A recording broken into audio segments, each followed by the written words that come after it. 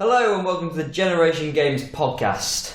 I'm Harry Gration, veteran broadcaster, experienced campaigner and outstanding tipster, as you will find out. You'll have a modern, in-depth look compared to a opinionated, slightly older view of my dad. Well, this basically is a young son who knows nout against the person who knows everything because he's been through it all. We shall see over the course of the season who is right, won't we? So the Prem kicked off yesterday. Oh, what a game. With Liverpool beating Norwich 4-1. And in fashion, we'll preview it right here. So I've got a little Premier League table predictions. So the teams I think will go down this year. Sheffield United, I can't. Sheffield United won't go down. They'll definitely stay up because they've got a fantastic manager in Chris Wilder. They've already kicked off with a very useful point at Bournemouth. Billy Sharp, who else, gets the goal, comes on after 82 minutes, scores in the next few minutes. That's the kind of passion that all the players will show week after week for Chris Wilder. Well, I've seen a stat that he's scored now in all of England's top 4 leagues. He's got. Having said that, they're going to have to be terrific at Bramall Lane. Fans are going to have to get right behind them. They will. The fans are brilliant at Bramall Lane. I just see at the moment too much quality for them to stay up. In my opinion, they've signed well. They've been savvy. They've got Dean Henderson from Manchester United. Great goalkeeper. Very good goalkeeper. He's played for the England youth sides. Phil Jagielka, who's 36, back from Everton. Yeah. Former Sheffield United player as well, of course. Savvy, signing again. Luke Freeman from QPR. Ben Osborne from Forest. And 2 record signings. Started with Callum Robinson from 7 million, and now Lys Mousset from Bournemouth. Yeah, I don't know much about those signings really in terms of their quality against Premiership defences. Well, no, Mousset's only got 4 goals in his time at Bournemouth. Well, there you are. That says a little bit about the problems that they will have in scoring goals, perhaps. But I certainly remember seeing Freeman play at Bramall Lane for Queen's Park Rangers, and I was very impressed by his performance. He's done well in pre-season as well. So I've also got. I've tipped. It's kind of hard. I think there'll be quite a few teams scrapping around this year, so home form will be vital. I've also gone for Burnley to go down, although they had a very good 3-0 win today. Great manager. It's hard to predict. I've gone with Norwich as well.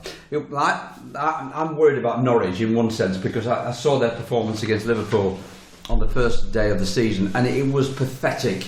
Their defence, it really was very poor. Having said that, they're very lively up front. They will score goals, but they'll leak goals. It's just whether they can beat the teams around them. Exactly. That'll be the vital thing. I don't think you can take too much from playing the champions of Europe, really. They haven't really signed too much. They've signed Ralph Farman for 3 million and Dermich on a free. Is it enough? I don't know. They've got good quality going forward. They've got Max Aarons, right wing back. He's 19-year-old definition of a modern fullback, really.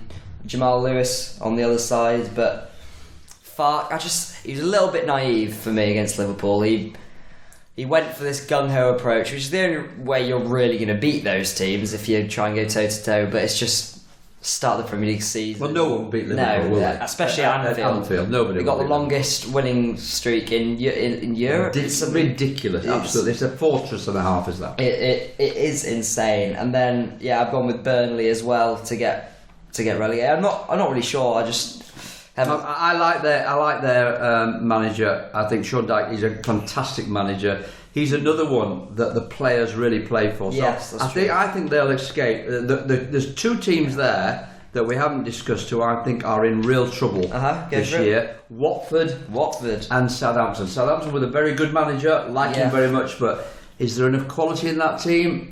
I'm not sure there is. Well, I think what he's done with Red Bull Leipzig, they were founded in 2009 and he's got them into the Champions League, which he got Red Bull Leipzig in the Champions League. There's no doubt that he's a top manager. Whether they have the quality, they've signed Shea Adams from Birmingham. He's a very good player. So I think it'll be one of those, time will tell. Nathan Redmond's a good player as well. So I think Southampton, time will tell. I think I've got them down as 15th.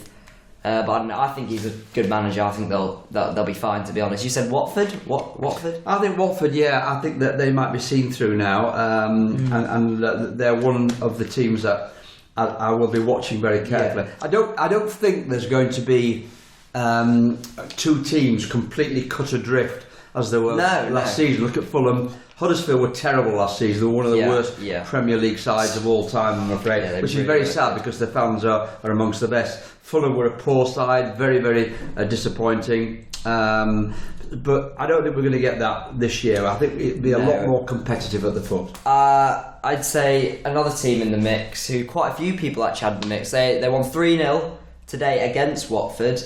Brighton, Graham Potter from Swansea, the new manager. How good are Watford, we'll have to see. It's early days, so you can't really take too much, but I think Brighton, maybe we'll have to see again. Potter, he's a modern manager, so can he get a 17th place side last season? Getting playing football. They've signed Leandro Trossard from Genk for just £80 million. He's 24 years old. I think the main thing is in January, can they hold on to Dunk, Duffy and Ryan, these kind of players, and can Pascal Gross get back to his best? He played well today, it seems. He's a big part of what they're going to try and do. The nitty gritty for me, if you're looking at the bottom four that I would predict at this stage, they would be Norwich, Brighton, Watford and Southampton. That's what I think. Interesting. There's always a surprise in there. There is, You've obviously gone for Watford. I've actually gone for Watford at 11th this season. Obviously because they played well last season. They got Danny Welbeck on a free. As Arsenal fans ourselves, he'll get injured very quickly. I hope he doesn't for his sake, because he's a lovely lad. He's a lovely lad. Explosive player. When he's playing well, but he is injury prone. He's like Wilshere, isn't he? On deadline day, Ismaili Sarr from Rennes, we know all about him. He played terrifically well against Arsenal in the Europa League. On a record transfer of 30 million, he brings just pace and energy, which maybe they haven't got because they're playing De La Feu through the middle. So maybe they maybe need a bit of trickery to maybe carry them through. Time will tell, I think. So another thing that has a lot to do with is the top four battle. It's going to be very close once again. So what do you think will happen? I don't think it will be very close. I think it's cut and dried. Man City, Liverpool, Spurs and Chelsea. Possibly Man United. Not Arsenal. Not Arsenal. Arsenal. Well, come on then. Hit me with your best. Well, Arsenal have got three problems. Defence and defence. Well, I would agree with all three of them. How we signed David Luiz from Chelsea. Yeah, he's a bit of a playmaker. It's a good bit of. In my opinion, it's a good signing. Yeah. Is he better than Mustafi? I hope so. Yes, definitely hope better than Mustafi. I think Socrates and Chambers will probably start tomorrow against Newcastle, but with Holding coming back as well, who, in my opinion, when we had Holding at the back up till Christmas when he got injured against Man United, we definitely weren't a bad defensive unit. He's the only one that can really play out from the back, which is obviously another feature of David Luiz. On Luiz's day, he's a terrific player. It's whether he can cement himself in the side. Callum Chambers has played as well in pre-season, but no. Defence will be pivotal on whether we will get top four this season. You'll get to know very quickly how good that defence is. Obviously, Newcastle kicking off there tomorrow. I think the next match is Burnley. Is it at home? Arsenal's is Burnley. Burnley, and then I think they've got Liverpool coming up. So you'll know by that third match or fourth match how good the defence is. Well, I'm going to say another reason Arsenal will get top four is obviously we know we got absolutely a fierce attack. So Nicolas Pepe, 72 million record transfer, a top signing, all of Europe after him. It's actually come out that Man United they've done what? They've surprised me. 90 million bidding. I'm surprised that they've managed to do this. There's a bit of a smoke screen that has been created about they only had 40 million budget. In fact, somebody said to me today that he's actually only spent 40 million when you look at the Pepe was 22 million in instalments. Yeah. Raul Salini, our head of football, absolutely incredible. The way he's negotiated all these deals. Why we have 45 million? If we have 45 million, I don't know. That'll be an answer to the owners. Where everyone knows what Arsenal fans think about the owners, but the only way is to prove us wrong. I guess. But it will be hard for us to get top four. However, I look at us compared to Chelsea with no signings. Lampard got Derby from 6th to 6th place. They have a transfer ban, obviously no Hazard. Don't know how that's going to be. They'll miss Hazard. He's a sensational player. Teams come out of nowhere though. I think Arsenal do have enough to get top four. We're going to have to scrap for every point. We're going to have to be good at home again. We're going to have to improve away form. Away it was embarrassing. Terrible. It was worse than embarrassing. It was pathetic. Yeah. But the youngsters are going to have to stand up again this season. One player that has impressed me is Joe Willock. He's been absolutely incredible. He's tidy, picks up the loose balls.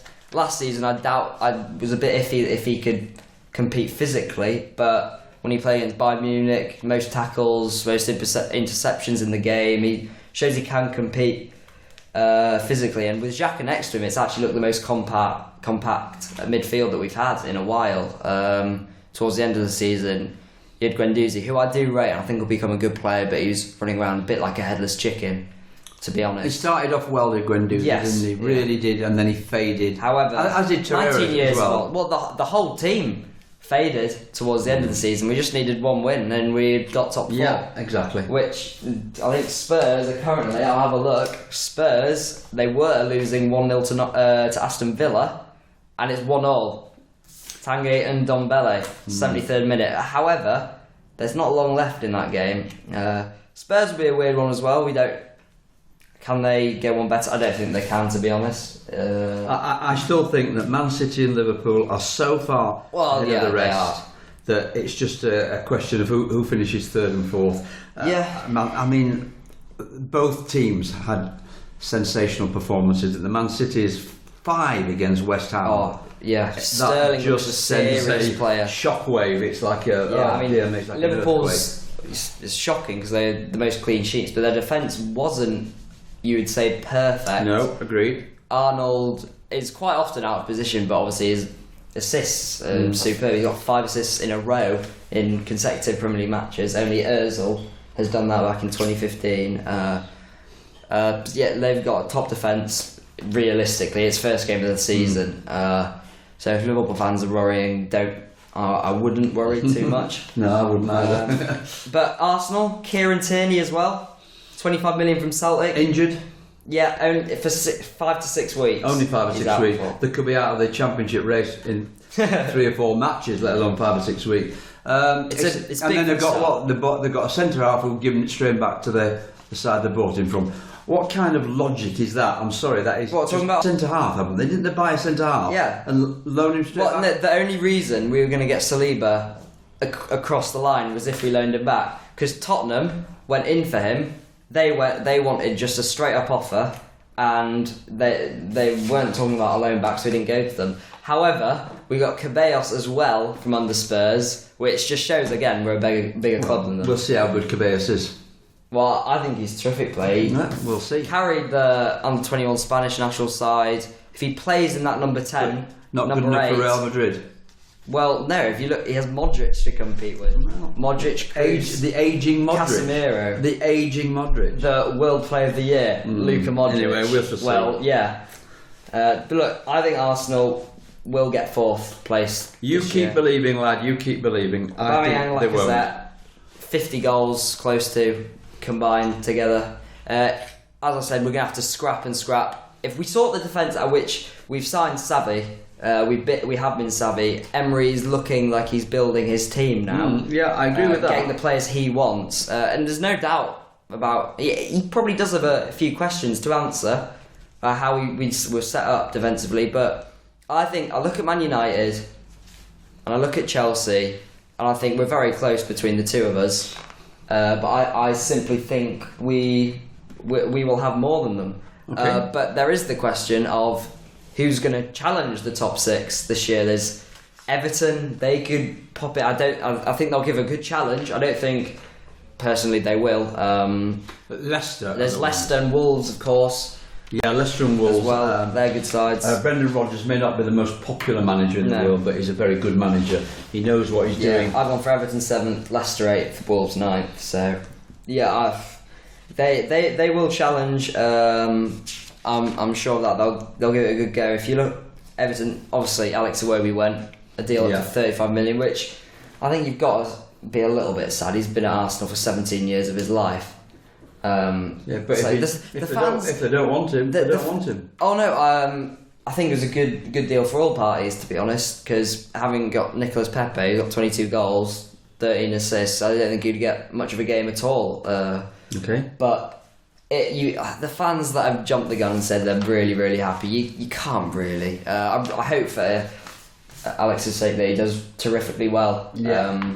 Because he sounds like a decent lad as well, and I just, I really hope that he does well. Another thing that's going on at the moment, didn't get off to the best start.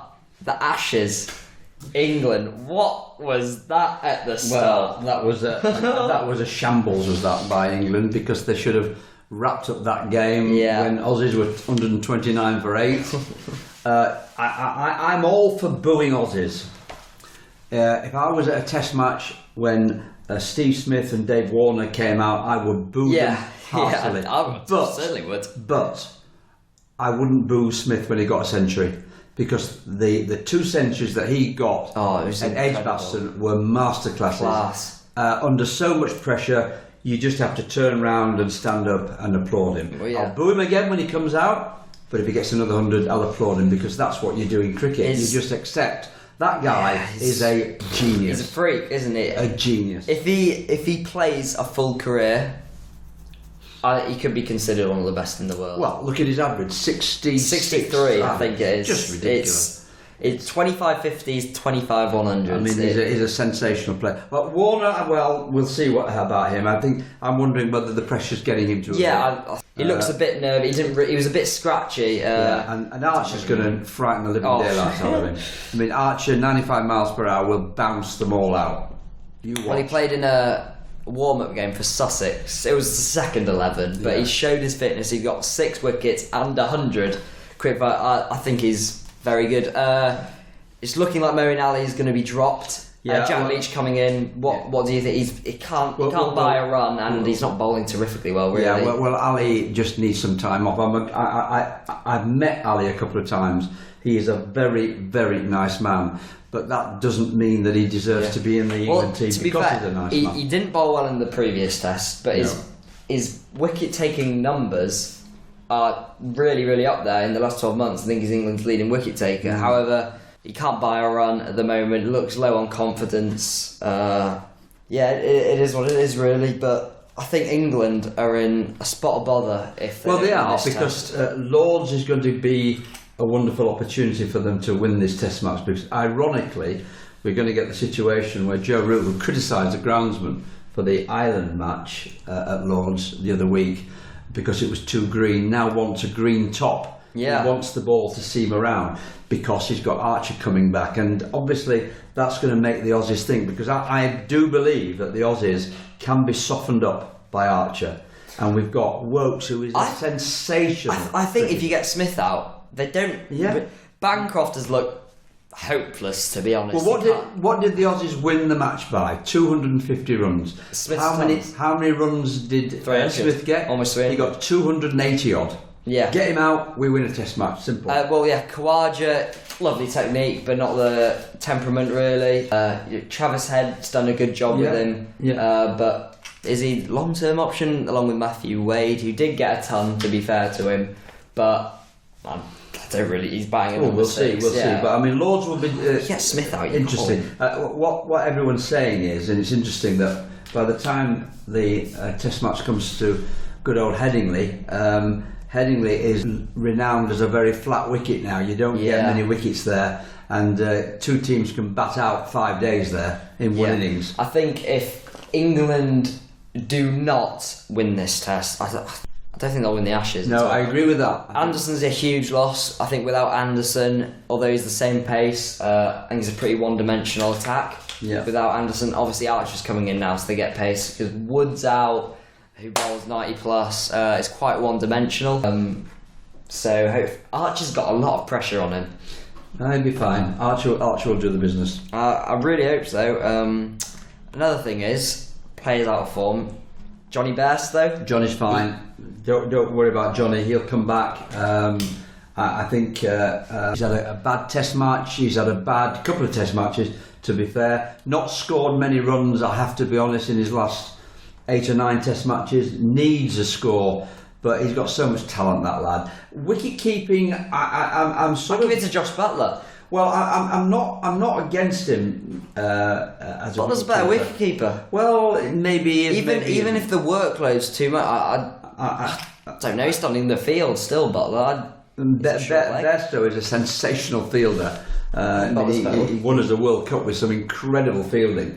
So, as far as I'm concerned, he can play anywhere. Tottenham have scored. Harry 2-1. Kane. Yeah. It is Aston Villa, so there it is. But not convincing performance to Tottenham, anyways. But Arsenal. No, we digress. So we're talking about the Ashes. So as far as the Ashes are concerned, then I think the next Test match is the one which determines whether or not England can win the Ashes. If they don't win this Test match at Lord's, I think they can say goodbye to it. And I have to say, as far as the Aussies are concerned, all the rubbish that they've had to go through, all the cheating that they've gone through, they are the best prepared Australian team that's come over here for many, many years. They look well prepared, but really well prepared. I actually, man to man, I think England are they're better. England are a better side than Australia, I think. It's just Smith is a different class. He's a freak, really. Do you think, here's the question, do you think he should be allowed to get back captaincy? No, I don't actually. I think that's one thing that he should not be allowed to do again, because I think that would they allow it? Would they allow No, it? I wouldn't have thought so. I don't think that should be allowed. I think he's served his time, and he's getting treatment from every crowd imaginable, and he comes in and scores centuries. And at the end of it all, I just go back to the point I said before.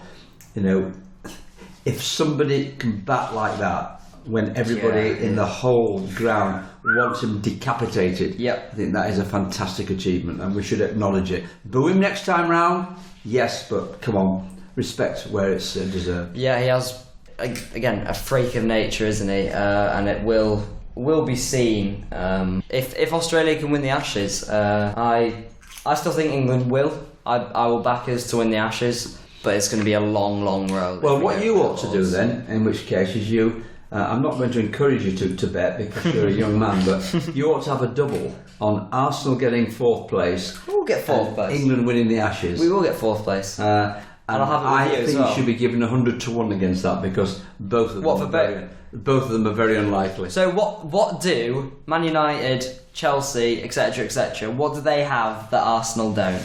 I think they've got much more resilience. Resilience, yeah, when it comes to the... Look at the way that Chelsea knuckled down and beat Arsenal in the Europa League. I don't think you can call it resilience. It was just an embarrassing performance by Arsenal. Well, they've got more resilience than Arsenal have then. And you can't turn around and say that Arsenal weren't up for it, because they had 3 or 4 weeks to prepare for it. We've won the transfer window. Chelsea have had a transfer ban. If you look at the pundits, they're saying Arsenal get 4th. They're backing us this season.